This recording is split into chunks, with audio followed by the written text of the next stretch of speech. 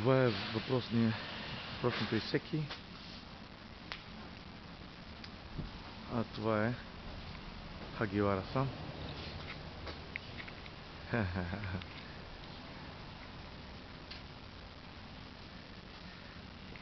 Сега друго.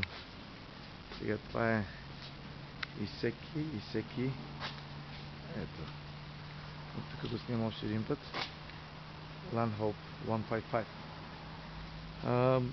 Започваме с капака. Капака има нужда само от лъскане. Се измие по-добре. Така минаваме. Първо ще го снимаме всичко от ляво дясно, седалката е добре.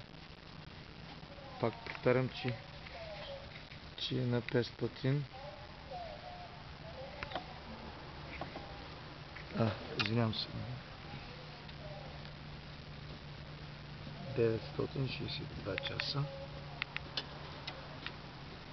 Така, това е ходовата част. Беше много кален, изпръскан, че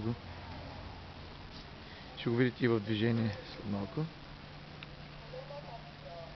Това е отзад.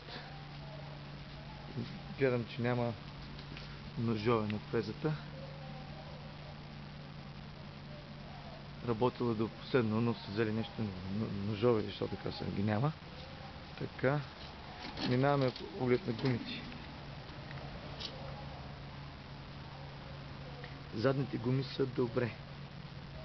Могат да се използват много дълго още. Това е предната гума.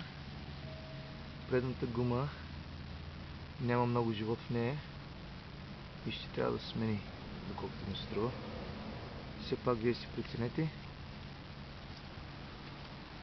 Минаваме от другата страна.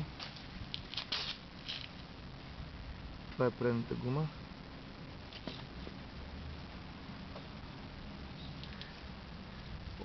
Задните гуми са перфектни. Уребрени изобщо. Така. Минавам под капака.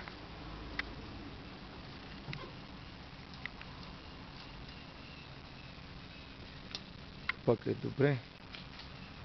Вентилатора, радиатора. Ние го палихме сега. Перката е добре. Водната помпа не е чупена.